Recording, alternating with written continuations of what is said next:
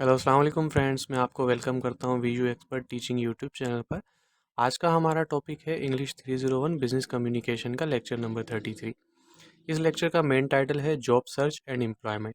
इस लेक्चर के अंदर जो हाईलाइटेड हैंडआउट्स मैं यूज़ कर रहा हूँ वो फ्री ऑफ कॉस्ट आपको प्रोवाइड कर दिए जाएंगे। आप चैनल को सब्सक्राइब कर लें। आज के लेक्चर में जो टॉपिक हम कवर करने वाले हैं उसमें नंबर 1 पे है the job search communication, second है हायरिंग प्रैक्टिस, थर्ड है human relation and personal communication, fourth पर है writing resume and application letter. तो आइए वन बाय वन इनको डिटेल में देखते हैं। जैसे कि हमने बताया मेन टाइटल जो है वो जॉब सर्च एंड एम्प्लॉयमेंट है, उसके बाद ये मेन आउटलाइन दी हुई है। आइए इसको डिटेल में डिस्कस करते हैं। बहुत ज़्यादा बिजनेस स्टूडेंट के लिए एक चीज़ जो इंपॉर्टेंट होती है कम्युनिकेशन के अंदर वो अपनी रेज्यूमे बनाना है, जिसको हम आमतौर पर सीवी कहते हैं। तो सीवी बनाना बिजनेस स्टूडेंट के लिए एक बहुत ही इंपॉर्टेंट टास्क होता है कम्युनिकेशन का।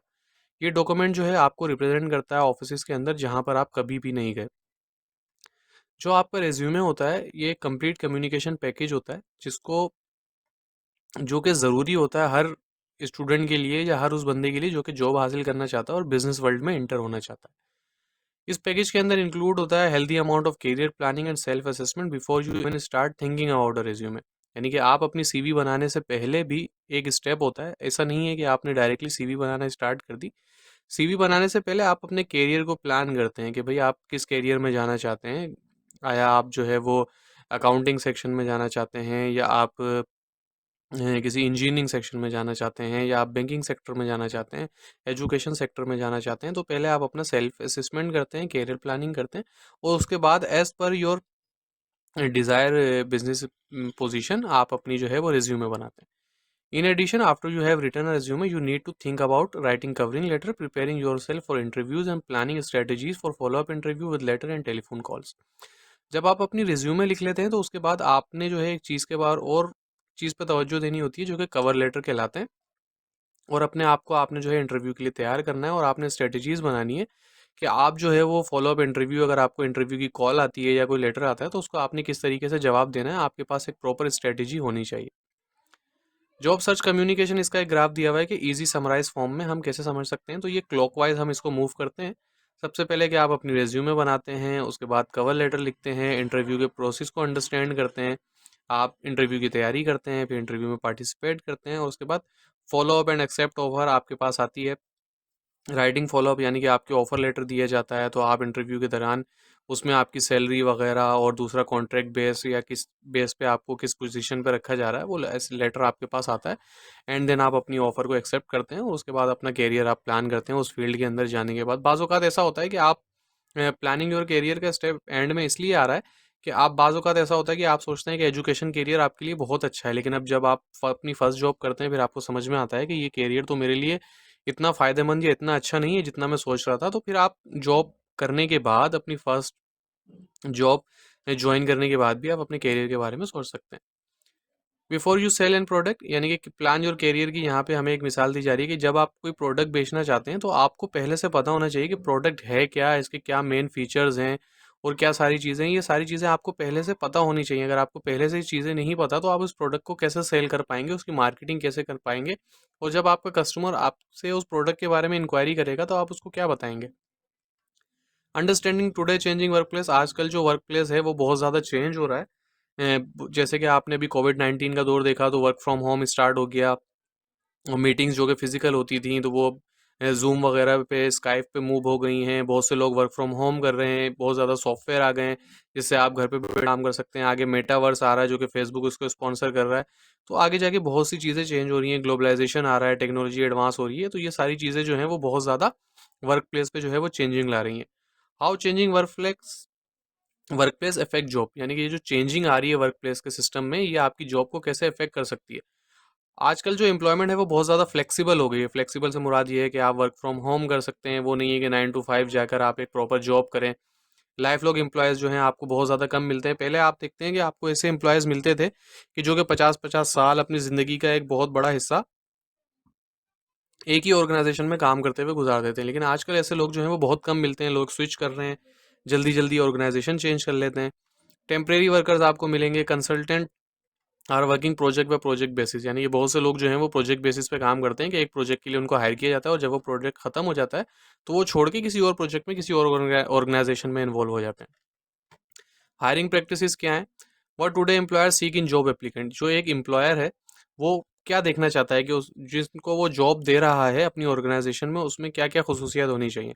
Able and willing to adept to diverse situation, diverse situation से मुराद ये है कि वहाँ पे मेल भी काम कर रहे हैं, फीमेल भी काम कर रहे हैं, मुख्तलिफ यूनिवर्सिटी के स्टूडेंट्स काम कर रहे हैं, यानी कि मुख्तलिफ कल्चर डाइवर्सिटी भी हो सकती है, जेंडर डाइवर्सिटी भी हो सकती है, एजुकेशनल डाइवर्सिटी भी हो सकती है, यानी कि मुख्तलिफ किस्म के लोग मुख्तलिफ डोमेन से ताल्लुक़ रखने वाले जॉब जो हैं वो एक साथ लोग मिलके काम करते हैं एज अ टीम। तो इस सिचुएशन के अंदर आप जो है वो एडजस्ट कर सकें।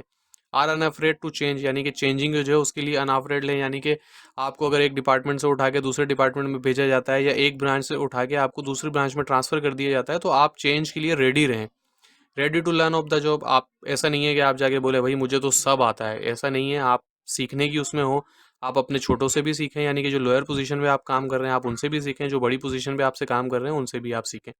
सेंसिटिव टू कल्चरल डिफरेंसेस, यानी कि जो कल्चरल डिफरेंसेस होते हैं उसके ऊपर ऐसा ना हो कि आप जैसे आप जो हैं वो मुसलमान हैं, अगर कोई और एक क्रिश्चियन है या कोई और मज़हब का है और उसके साथ काम करने में ऐसा ना हो कि आप उनको बुरा भला बोलना शुरू कर दें और आप उनको समझे नहीं, यानी कि सेंसिटिव हों कल्चरल डिफरेंसेस के ऊपर आप। Your changes of being hired are better if you have study broad और लर्न अनदर लैंग्वेज, यानी कि आपके चांसेस जो हैं आजकल बहुत ज़्यादा हो सकते हैं अगर आपने बाहर से स्टडी की है और आपने जो है कोई और लैंग्वेज आपको अगर आती है। अब ये दोनों काम ऐसे हैं कि ऐसा नहीं है कि आपको पढ़ने के लिए बाहर ही जाना है। अब कोर्सेरा है, यूडेमी है, बहुत सी ऐसी वेबसाइट्स हैं जिनमें आप पाकिस्तान में रहते हुए पढ़ सकते हैं और आप सब वर्चुअल यूनिवर्सिटी के स्टूडेंट हैं, ऑनलाइन सिस्टम से आप अच्छी तरह वाकिफ़ हैं, तो आप ये ईज़िली ये काम कर सकते हैं। मेरा मशवरा आपको ये है, आप कोर्सेरा एक्सप्लोर करें, यूडेमी एक्सप्लोर करें, डीजी स्किल्स एक प्लेटफ़ॉर्म है, उसको आप एक्सप्लोर करें, उससे अपनी स्किल्स को बढ़ाएँ। आप जिस एज में हैं आप अपनी स्किल्स को बढ़ाएं, डिजी स्किल सीखें, फ्रीलांसिंग की तरफ आएँ, सेल्फ एम्प्लॉयमेंट की तरफ आएँ। इन चीज़ों पे तवज्जो दें क्योंकि जो मुल्क के इस टाइम हालात हैं वो ऐसे हैं कि सेल्फ एम्प्लॉयमेंट होना बहुत ज़्यादा ज़रूरी है। हमारे मुल्क के हालात ख़राब हैं लेकिन बाहर जिन कंट्री से जो लोग फ्रीलांसिंग करते हैं, आप अपने इर्द-गिर्द देखने की कोशिश करें। जो लोग फ्रीलांसिंग करते हैं वो बहुत ज़्यादा कंफर्टेबल हैं इस माहौल में, उनको इतना इफ़ेक्ट वो भी होते हैं लेकिन इतना ज़्यादा इफ़ेक्ट नहीं होते जितना एक नॉर्मल ट्रेडिशनल जॉब करने वाला बंदा इफ़ेक्ट हो रहा है आजकल के हालात में। खैर हम अपने टॉपिक की तरफ वापसी आते हैं। You can not expect to be a managing a major corporation to earning 1 lakh rupees, यानी कि ऐसा नहीं हो सकता कि आप एक्सपेक्ट करेंगे मैं डायरेक्टली जॉब में जाऊंगा और मुझे जो है वो 1 लाख रुपए की सैलरी जो है वो मिलना स्टार्ट हो जाएगी। आप स्लोली स्लोली मूव करेंगे अपवर्ड ट्रैक के ऊपर। पहले आपको थोड़ी कम सैलरी पे और नीचे पोजीशन पे काम करना पड़ेगा एंड देन ग्रेजुअली आप मूव करेंगे। आप इस पॉइंट को समझ सकते हैं। आप ये देखें कि कौन से ऐसे लोग हैं जो आज एक कामयाब बिजनेस पोजीशन पे बैठे हैं, इवन के जो आज लोग कंपनीज के मालिक भी हैं, बड़े बड़े बिजनेसेस के मालिक भी हैं, उन्होंने भी स्क्रैच से स्टार्ट किया था। Expert will tell you that the first thing you need to do is to set realistic objective for yourself, यानी कि अपने लिए जो ऑब्जेक्टिव आप सेट करें वो रियलिस्टिक ऑब्जेक्टिव होने चाहिए। एज अ स्टूडेंट आपके जो ऑब्जेक्टिव हैं वो रियलिस्टिक होने चाहिए। ऐसा नहीं कि आप बोलेंगे भाई कल को एक मुर्गी लूंगा, वो एक अंडा देगी, उसके बाद जो है वो 2 अंडे देगी, एक अंडा मैं खा जाऊंगा, एक अंडा रखूंगा, उसमें से चूजा निकलेगा, फिर दूसरी मुर्गी हो जाएगी। इस तरीके से नहीं, आप शेख चिल्ली के ख्वाब देख के नहीं हो सकते। आप एक रियलिस्टिक ऑब्जेक्टिव सेट करें एंड देन आप उस पर काम करें। Know your major strength and weakness, आपको पता होना चाहिए, हर इंसान को पता होता है कि मेरी क्या स्ट्रेंथ है, क्या वीकनेसेस हैं, किस एरिया में मैं ठीक हूँ, किस एरिया में ठीक नहीं हूँ। जैसे हमें एज ए स्टूडेंट पता होता है कि मेरी अकाउंटिंग बहुत ज़्यादा वीक है लेकिन बिजनेस कम्युनिकेशन में मैं बहुत ज़बरदस्त हूँ, तो आप बिजनेस कम्युनिकेशन को अपना 30% टाइम दें लेकिन 70% टाइम अपना अकाउंटिंग को दें ताकि उसमें आप इंप्रूव कर सकें। तो लोग क्या होते हैं, कोई प्लानिंग नहीं करते, कोई कुछ नहीं करते, बस लगे हुए हैं। तो आप, आई एम सॉरी टू से, एक जो जानवर होता है, अब क्या किया जाता है, घोड़े पे या गधे पे वजन डाल दिया जाता है और उसका काम चलना होता है, वो बस चल रहा होता है। तो ऐसे ना बने, आप अशरफुल मखलूकात हैं, अल्लाह पाक ने आपको बनाया, अपने दिमाग को इस्तेमाल करें, काम किस तरीके से करना है, पढ़ना किस तरीके से, उसकी प्लानिंग करें, रियलिस्टिक ऑब्जेक्टिव सेट करें एंड देन आप उस पर काम करें। Let's look at some issue you will always want to consider during the phase of self assessment process, यानी कि जब आप अपनी सेल्फ असेसमेंट कर रहे होंगे तो आप किस, तो उसमें इन चीज़ों को आप बहुत ज़्यादा ध्यान में रखें। ये लेक्चर बहुत ज़्यादा इंपॉर्टेंट है, इसको आप ज़रूर रीड कर लें अच्छी तरीके से। ऑब्जेक्टिव क्वेश्चन इससे मस्ट, मेरा जहाँ तक ख्याल है कि 90% चांसेस है इससे ऑब्जेक्टिव क्वेश्चन आ सकते हैं। कि आपने स्कूल में क्या पढ़ा है, आप जो है वो लोगों के साथ घुल-मिल के रह सकते हैं, काम कर सकते हैं, आपके पास एक्सपीरियंस है या नहीं है। आप किसी ऐसी जॉब के लिए अप्लाई तो नहीं कर रहे जो आप ओवर क्वालिफ़ाइड हैं। आजकल हमारे यहाँ जॉब्स नहीं है, तो आप अंदाज़ा लगाएँ, ये कुछ लोग ऐसे हैं कि जो ओवर क्वालिफ़ाइड होते हैं, एमबीए किया हुआ होता है, लेकिन वो बेचारे जॉब कर रहे होते हैं जो कि बैचलर लेवल की रिक्वायरमेंट होती है। तो आपने इस चीज़ को ध्यान में रखना है, उन जॉब्स पे अप्लाई करना है जो जॉब्स आपकी क्वालिफ़िकेशन के अकॉर्डिंग हों। वो अलग बात है कि आप पहले उन सब जगहों पे अप्लाई करें, अगर आपको नहीं मिल रही देन आप इस तरफ आ सकते हैं, लेकिन कोशिश करें आपकी मेन प्रायोरिटी वही जॉब्स होनी चाहिए जो आपकी क्वालिफिकेशन के अकॉर्डिंग है, ना कि आप एमबीए हैं और आप बीएस की जॉब्स पे अप्लाई कर रहे हैं। Do you have long term employment with one company और job termination in your career, यानी कि आप जो है क्या आपने किसी कंपनी में एक लंबे अरसे तक काम किया है या आप कभी टर्मिनेट हुए हैं, कहीं से निकाले गए हैं, तो इन चीज़ों को अपने ध्यान में रखें। इस्टेब्लिश सम गोल्स, आपके कुछ गोल्स होने चाहिए, लॉन्ग टर्म गोल्स होने चाहिए, शॉर्ट टर्म गोल्स होने चाहिए। आप अपनी एक अज्यूम करें, आप इमेजिन करें कि आप अपने आप को कहाँ देखते हैं 10 साल बाद, 5 साल बाद, क्या आपका करियर प्लानिंग है, क्या चीज़ें हैं। इन चीज़ों के बारे में ख़ास तौर पे ज़रूर सोचें। Envision the ideal day at work, यानी कि talk to people about your envision profession, यानी कि आप लोगों से जब आप किसी ऑर्गेनाइजेशन में जाएं तो ये नहीं आप जाके बैठें और काम करना शुरू कर दें। जब आप एक अच्छी ऑर्गेनाइजेशन में जाते हैं तो वहाँ पे आपको थोड़ा टाइम दिया जाता है। ऐसे नहीं कि पहले दिन आपको बिठाया गया और आपसे वो एक्सपेक्ट कर रहे हैं कि आप जो है वो जादू की छड़ी हिलाएंगे और आप सबको सेट कर देंगे। तो आप वहाँ जाएं, वहाँ एडजस्ट होने की कोशिश करें, वहाँ पहले से जो लोग काम कर रहे हैं उनसे आप बात करें कि वो अपना करियर, उनको कितने साल हो गए वहाँ पे काम करते हुए, जब वो आए थे किस पोजीशन पे थे, अब किस पोजीशन पे हैं। वहाँ अगर लोगों की प्रोग्रेस हो रही है तो आपकी भी प्रोग्रेस होगी। अगर वहाँ पर एक बंदा 10 साल से मौजूद है और वो उसी सेम पोजीशन पे है तो आप भी उस सिस्टम में स्टक हो जाएंगे, आप नहीं कर पाएंगे, वहाँ पे जो ग्रोथ नहीं कर पाएंगे। तो ये सारी चीज़ें आपने देखनी है। ऐसा नहीं कि एक जॉब मिल गई और वहीं बैठ गए, आपने कोशिश करते रहना है अपनी ज़िंदगी में इंप्रूवमेंट लाने की। Determine the specific compensation you expect, what do you hope to earn in your first year, what kind of pay increase each year, are you willing to self settle for less money in order to do something really love, यानी कि आप तो एक अपने आप को सोचें ना कि आपको कितने पैसे चाहिए, यानी कि आप अपने पहले साल में कितने पैसा कमाना चाहते हैं, आप अपनी ज़िंदगी में क्या चाहते हैं कि हर साल आपकी पेमेंट कितनी इंक्रीज़ हो, आपकी सैलरी में कितना इंक्रीज़ आए। या तो फिर आप विलिंग है कि भाई मेरा शौक है, मैं जो हूँ बहुत ज़्यादा अमीर हूँ, मेरे पास बहुत ज़्यादा पैसे हैं, मैं सिर्फ शौक की खातिर जॉब कर रहा हूँ। ऐसी सिचुएशन में ये हो सकता है कि आप जॉब करें, जो चीज़ें आपको पसंद हो उस जॉब के ऊपर जो है वो आप काम कर लें। Envision size of the company and location, do you like the idea of working for a small organization, क्या आप एक छोटी कंपनी में काम करना चाहते हैं। How can you make yourself more valuable to employers, यानी कि आप कैसे ये साबित करेंगे कि आप जो हैं वो जो जितने भी एम्प्लॉय हैं उनसे अच्छे एम्प्लॉय हैं। Keep an employment portfolio, employment portfolio क्या होता है। एम्प्लॉयमेंट पोर्टफोलियो ये होता है कि जैसे आपने 2019 से जॉब करना स्टार्ट की, 2019 से लेके 2021 तक आपने एक ऑर्गेनाइजेशन में जॉब की, आपने वहाँ पे क्या क्या काम किए ये सारी लिखें, सारी पोजीशन रखें, वहाँ पे जो काम किए इनको राइट करें, सारी चीज़ें करें और इसको अपनी सीवी के अंदर नोट डाउन करें क्रोनोलॉजिकल ऑर्डर में। क्रोनोलॉजिकल ऑर्डर क्या होता है, हम आगे चलेंगे तो उस पर डिटेल से बात करेंगे। आपका अपना एम्प्लॉयमेंट पोर्टफोलियो होना चाहिए, इसको मेंटेन करके रखें। Collect anything that shows your ability to perform, यानी कि कोई भी ऐसी चीज़ जो आपको एबिलिटी देती है परफॉर्म करने की। जैसे आप एक ऑर्गेनाइजेशन में काम करते हैं, वहाँ पर आपका कुलीग जो है वो हो सकता है किसी अच्छे सॉफ्टवेयर पे काम कर रहा हो, जो सॉफ्टवेयर आपको यूज़ कर, जैसे आपकी एक्सेल की एक्सपर्टीज़ नहीं है लेकिन आपके बराबर में जो बंदा बैठा हुआ है उसकी एक्सेल की एक्सपर्टीज़ बहुत अच्छी है। तो आप कोशिश करें आप भी अपनी एक्सेल की एक्सपर्टीज़ को ग्रो करें, उससे सीखें। डू टेम्परेरी और फ्रीलांस वर्क, यानी कि ये आप आजकल के दौर में और इनफैक्ट पाकिस्तान के अंदर ये बहुत ज़्यादा ज़रूरी है कि आप फ्रीलांसिंग की तरफ आएँ, टेम्परेरी वर्क की तरफ आएँ, वर्क फ्रॉम होम की तरफ आएँ, अपने आप को सेल्फ एम्प्लॉयमेंट की तरफ लाएँ। डीजी स्किल्स बहुत अच्छा प्लेटफॉर्म है, वर्चुअल यूनिवर्सिटी, इग्नाइट, इनके ताउन से डीजी स्किल्स का प्लेटफॉर्म चल रहा है। टॉप फ्रीलांसर जो हैं वो पाकिस्तान के वहाँ पे फ्री ऑफ कॉस्ट पढ़वा रहे हैं, आजकल उनके एडमिशन्स भी ओपन हैं। अगर एडमिशन ओपन नहीं है, डीजी स्किल की वेबसाइट को विजिट करें, अपनी स्किल्स को ग्रो करें। ऐसा प्लेटफॉर्म हम जब आपकी एज में थे, जब नहीं था, तो हमने बहुत सफ़र किया है। आप अपनी लाइफ में सफ़र मत करें, इन तरफ तवज्जो दें, आप अपना टाइम यूटिलाइज़ करें। आधा टाइम जो है वो यूनिवर्सिटी को दें, आधा टाइम जो है डीजी स्किल्स को दें। आप यकीन मानें कि एक अगर आपने 100 अपना टाइम 3-4 महीने एक स्किल को आपने दे दिए तो आई गारंटी यू कि आप एक अच्छा हैंडसम अमाउंट कमा सकते हैं। आपको जॉब करने की भी ज़रूरत नहीं पड़ेगी अगर आप अपनी स्किल्स को अपग्रेड करते रहें।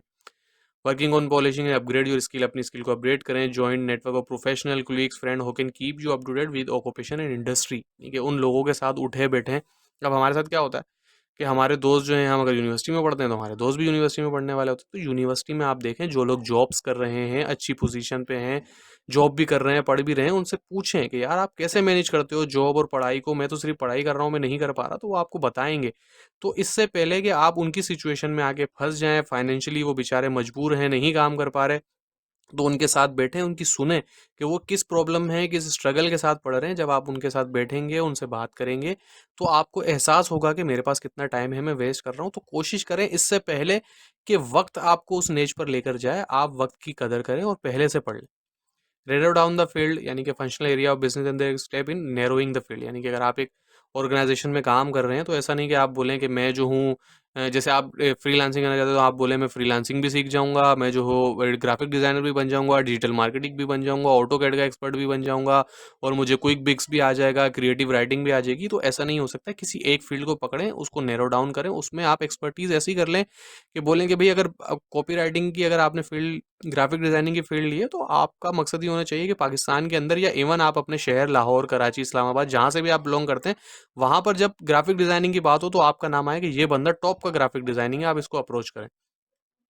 फाइनेंसिस है investment bank, commercial bank, saving and loans from corporation and brokerage houses, public account firms, work as a controller of financial planner, यानी कि आप अकाउंटिंग में अगर आए तो फाइनेंशियल प्लानर के तौर पे काम कर सकते हैं, इन्वेस्टर बैंकर, कमर्शियल बैंकर के तौर पर आप काम कर सकते हैं, मार्केटिंग एंड सेल्स के अंदर आप आ सकते हैं। Organizing your approach to the employment process, don't worry if you don't have personal contact in organization, find out where the job opportunities are, which industries are in strong, which part of the country is booming, यानी कि आपको ये पता होना चाहिए कि कौन सी industries जो हैं वो अच्छा ग्रो कर रही हैं, कहाँ पर अपॉर्चुनिटीज़ बहुत ज़्यादा हैं, कौन सी इंडस्ट्री के अंदर जो बूम आ रहा है। जैसे आजकल फ्रीलांसिंग आईटी इंडस्ट्री जो है वो बहुत टॉप पे जा रही है, तो आप आईटी की तरफ तवज्जो दें। Stay abreast of business and financial news through, यानी कि आप न्यूज़पेपर में देखें, ट्रेड मैगजीन में देखें, बिजनेस पेज और टेलीविजन वगैरह देखें, जैसे लिंक्डइन है आप उसको एक्सप्लोर कर सकते हैं। मुख्तलिफ कंपनीज ऑर्गेनाइजेशन जो है उनकी वेबसाइट है, वहाँ पर आप एक्सप्लोर करके कोशिश कर सकते हैं कि वहाँ पर एक अच्छा बिजनेस और एक अच्छी जॉब आप हासिल कर सकें।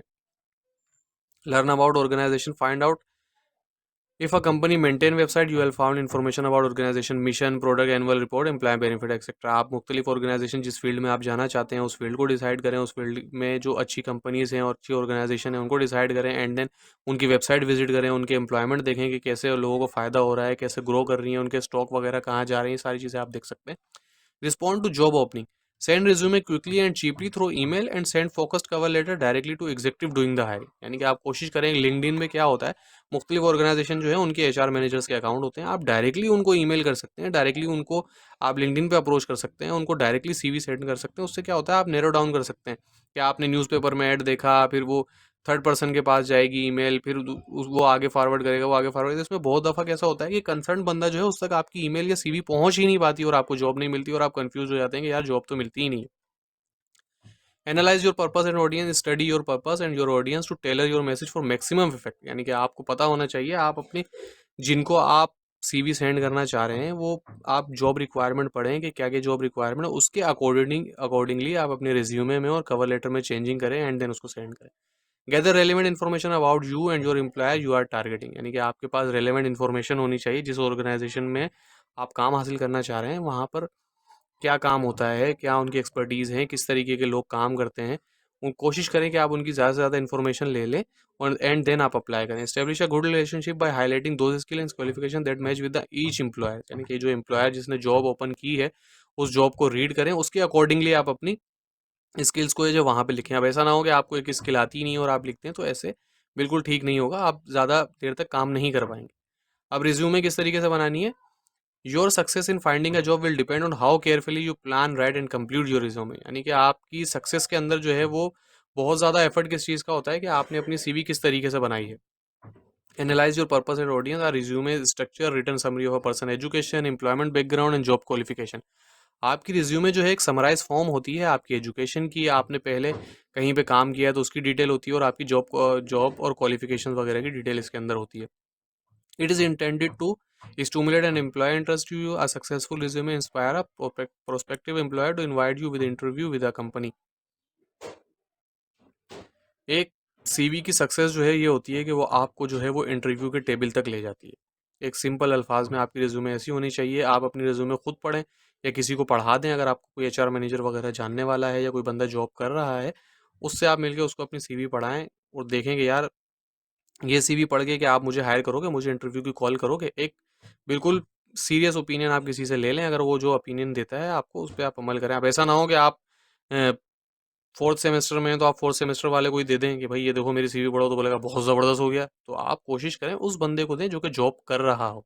कोशिश करें कि कोई एचआर का मिल जाए तो अच्छी बात है, अगर वो नहीं मिले तो आपके ख़ानदान में कोई ना कोई तो जॉब कर रहा होगा जो कि पढ़ा लिखा होगा, उसको सीवी चेक करवाएं और उनसे रिक्वेस्ट करके उनकी सीवी ले लें एंड देन उसको मैच करें। आपको बहुत ज़्यादा उसमें फ़र्क पता चल जाएगा।